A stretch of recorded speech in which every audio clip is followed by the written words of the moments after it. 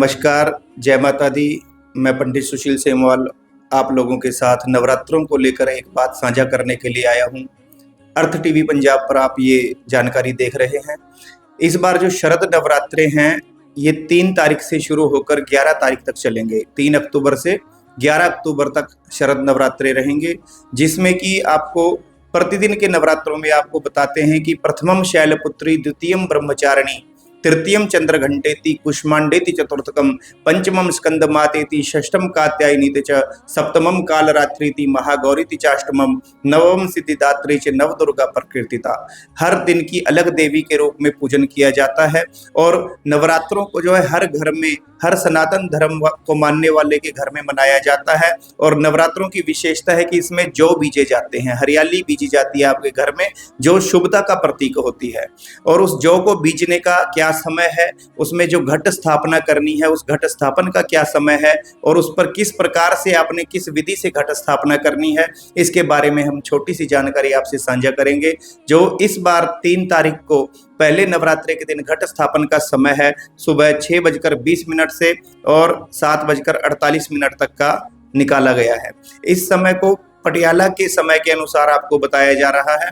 और इस समय में आपने घट स्थापन किस तरह करना है कि सबसे पहले जौ बीजने हैं। जौ बीज कर उसके ऊपर आपने घट को स्थापित करना है।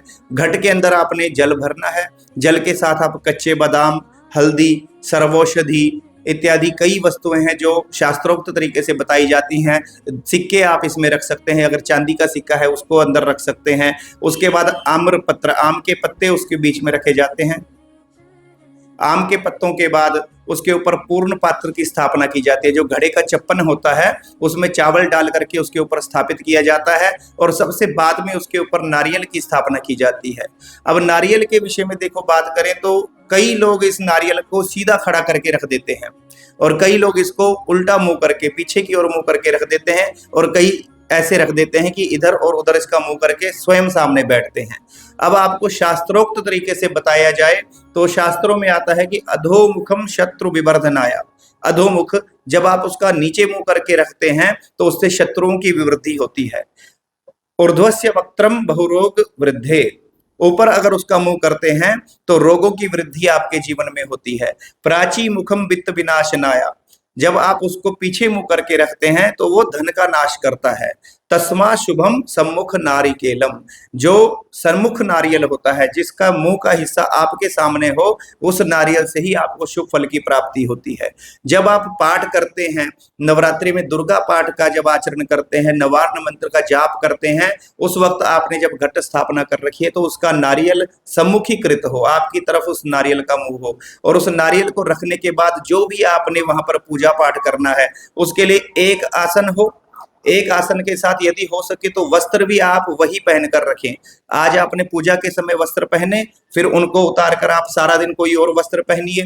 फिर अगले दिन जब आप पूजा करते हो तो उन्हीं वस्त्रों को आप 9 दिन तक पूजा के समय धारण कीजिए।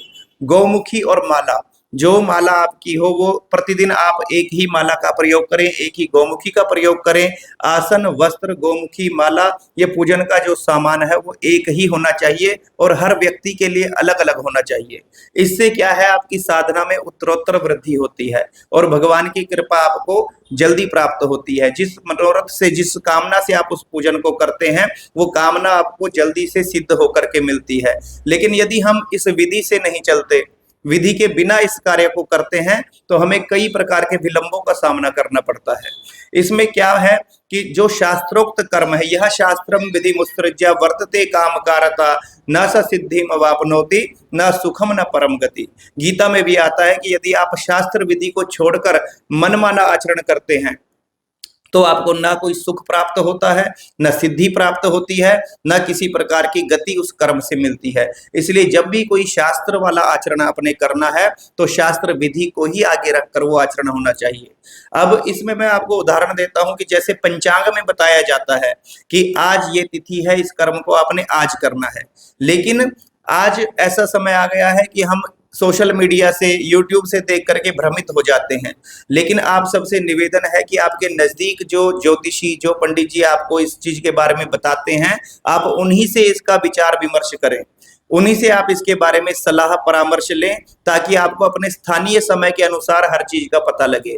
अब 2 तारीख को 2 अक्टूबर को सूर्य ग्रहण के बारे में सबके अंदर जो है भ्रम फैला हुआ है, लेकिन आपको यहाँ पर भी हम बताते हैं कि इंडिया में किसी भी प्रकार का सूर्य ग्रहण का ना कोई दोष है, ना उसका किसी प्रकार का सूतक लगेगा, कोई उसकी छाया यहाँ पर नहीं है, क्योंकि जब यहाँ सूर्य अस्त हो चुका होगा उसके बाद वो वातावरण में जो है सौर मंडल में सूर्य ग्रहण की स्थिति बनेगी।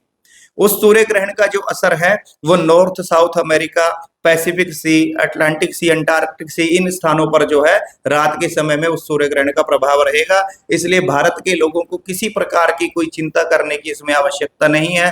अपना नवरात्रों का जो भी व्रत आचरण, जो पूजन आपने करना है, वो आप अपने सही समय के अनुसार कीजिए। अब इसमें जो है ध्यान देने की बात है कि नवरात्रों में नवमी और दशमी का पूजन विशेष होता है। तो जो नवमी और दशमी का पूजन है, इस बार जो है 12 तारीख को सुबह नवमी का पूजन होगा और 12 तारीख को ही रात्रि में जो है रावण दहन, विजयदशमी का पूजन होगा, क्योंकि सुबह 11 बजे के करीब जो है दशमी तिथि शुरू हो जाएगी। जो लोग सुबह दशमी का पूजन, दशहरे का पूजन करते हैं, वो उस दिन 12 तारीख को ही सुबह दशहरे का पूजन करेंगे और रात को, रात्रि में जो है रावण दहन किया जाएगा।